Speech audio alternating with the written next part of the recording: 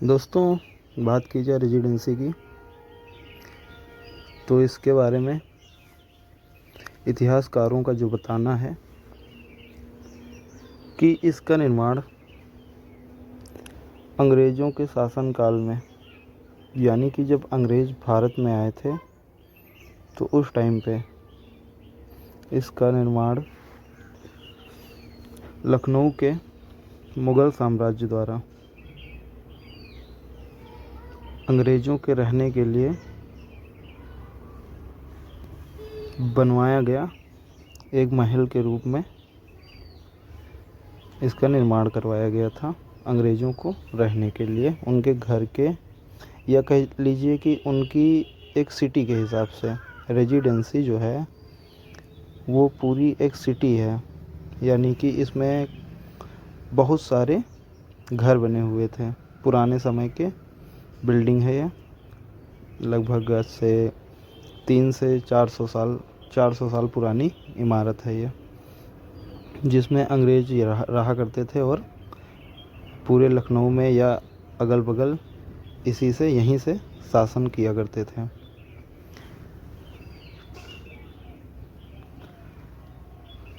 तो रेजिडेंसी का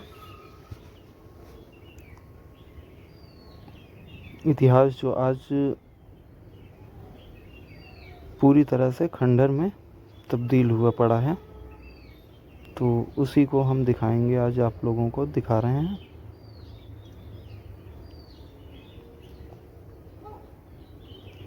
इसकी जो कहानी है या इतिहास है वो ये था कि यहाँ पे ये सबसे पहले तो ये अंग्रेज़ों के लिए ही बनवाई गई थी।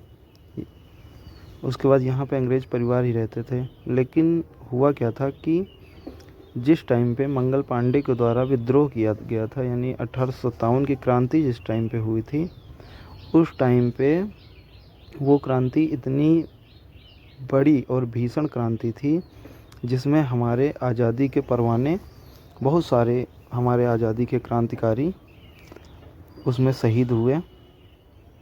और जो छोटे राजा थे, जिन्हें ये लगा कि हाँ, अंग्रेज़ लोग यहाँ पे रह के हम लोगों के प्रति ही अत्याचार कर रहे हैं, तो उन लोगों ने क्या किया कि जितने भी बेस थे, अंग्रेज़ों के जितने भी बेस थे, वहाँ पे हमले चालू कर दिए।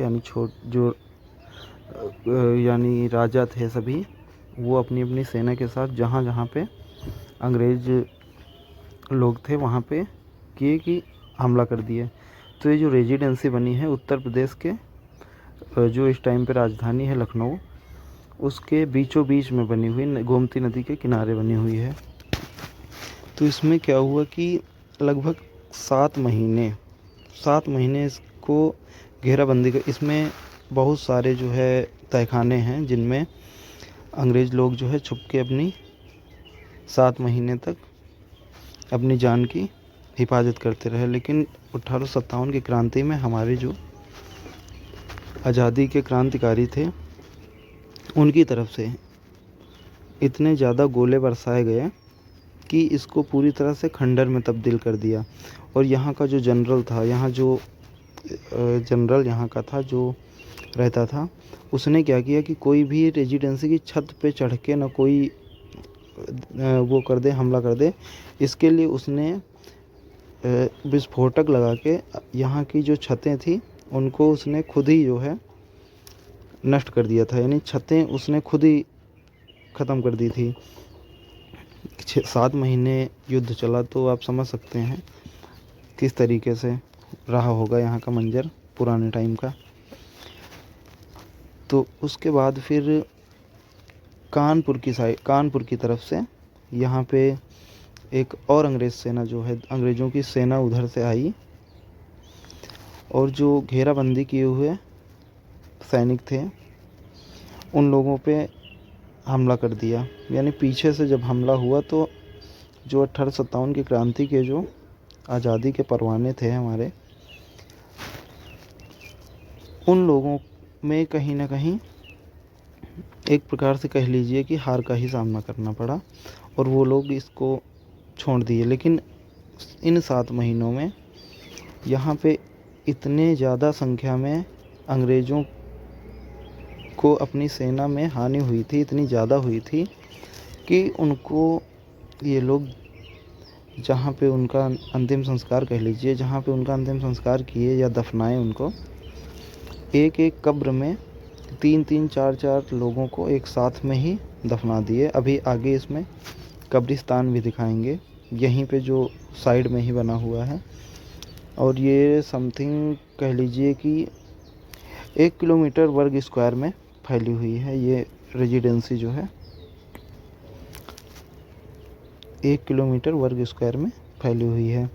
और जिसको आज जो है, जैसे ऊपर ये यहाँ पे देख लीजिए मसाला वगैरह लगा रहे हैं, जैसे कुछ क्षतिग्रस्त हुई है इसमें, तो कुछ चीज़ों को बचाने के लिए पुरातत्व विभाग इन पे काम कर रहा है। ये जैसे गेट ऊपर से टूट गया था पूरा, तो उसको उसी डिज़ाइन में बनाने का कार्य चल रहा है। और बाकी आप लोगों को आगे दिखाते रहेंगे, इसी में वीडियो में बने रहिएगा लास्ट तक। और टूरिस्ट की बात करें तो यहाँ पे प्रतिदिन हज़ारों की संख्या में टूरिस्ट यहाँ पे आते रहते हैं। और ये खंडहर में बदली हुई पूरी, ये कह लीजिए कि एक एडवेंचर तो नहीं कह सकते हैं, पर यहाँ से कुछ ऐसी चीज़ें हैं जिनको एक्सप्लोर करने का एक अलग ही अनुभव आता है।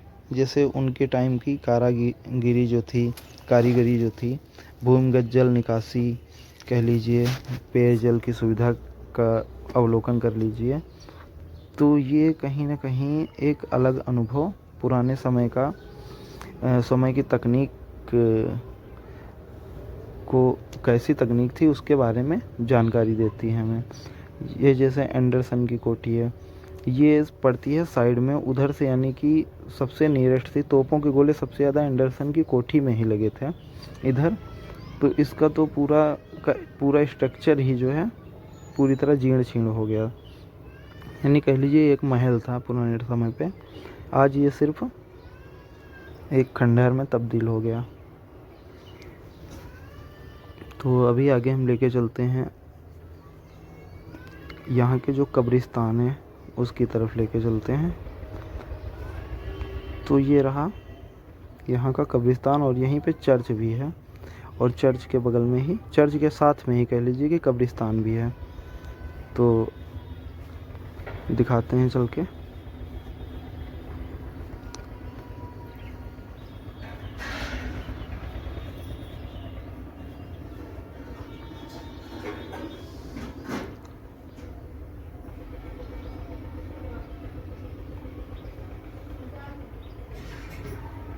यहाँ पे आपको हम दिखाते हैं एक उस जो शिलाएं लगी हुई हैं, यहाँ पे जो शिलालेख लगे हैं उन पे हम आपको एक नज़र आप उस पे दौड़ाइए कि जितने लोग एक कब्र में हैं उतने लोगों के नाम वहाँ पे लिखे गए हैं। और ये यहाँ की एक और ख़ासियत है कि यहाँ पे 15 अगस्त 1947 को, ये देखिए इनमें नाम देखिए, ये जितने भी नाम लिखे हुए हैं उतने लोगों को एक ही कब्र में दफना दिया गया था। यानी यहाँ पे समथिंग कहा जाता है कि 1500 से 2000 के बीच में यहाँ पे कुल सैनिकों की हानि हुई थी अंग्रेज़ों की सेना के। और इसमें हमारे आज़ादी के परवानों की भी कुर्बानी हुई थी, जो यहाँ पे हमला किए थे उनकी भी। तो यहाँ पे आप गौर से देखिए, इसमें वीडियो रोक के भी आप देख सकते हैं।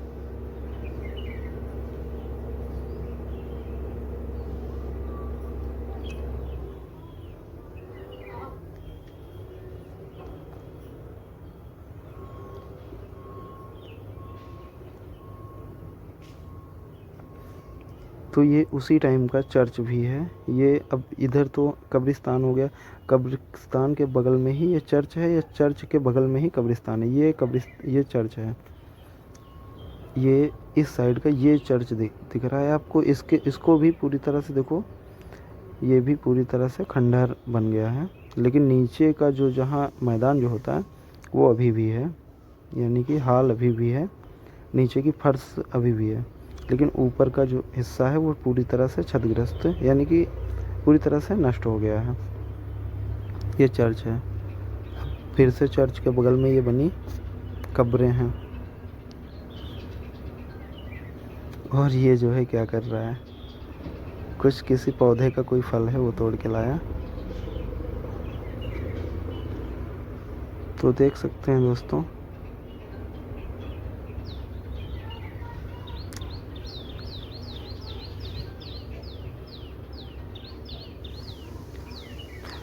आप भी अगर उत्तर प्रदेश से हैं तो यहाँ लखनऊ के अंदर आइए और यहाँ पर देखिए लिखा हुआ है 1857, यानी ये 1857 की क्रांति के टाइम पे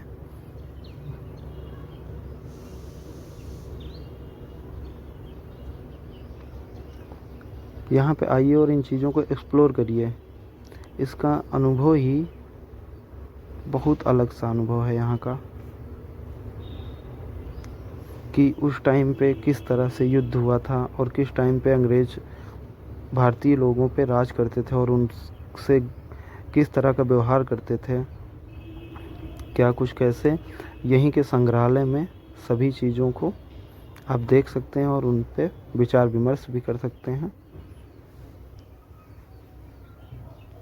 तो सीखने के लिए यहाँ पे दोस्तों मेरे हिसाब से बहुत कुछ है, और आपको मैं इस चीज़ की तो गारंटी देता हूँ कि यहाँ आने के बाद में आपको एक नया अनुभव मिलेगा।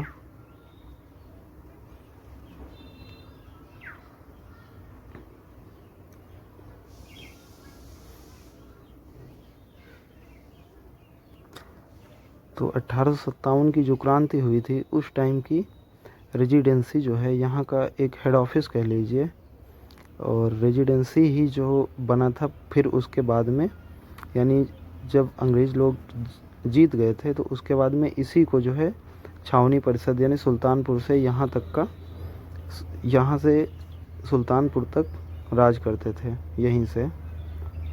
तो ये छावनी बन गई थी अंग्रेज़ लोगों की। यहाँ सैनिक अफसर ही फिर रहा करते थे और उनके परिवार ही रहा करते थे। और हाँ, मैं बताने वाला था कि 1947 यानी 15 अगस्त 1947 को जब यहाँ पे अपने यहाँ पे आज़ादी की घोषणा हुई थी, तो ये यहाँ पे 14 अगस्त को ही यहाँ का झंडा उतर गया था।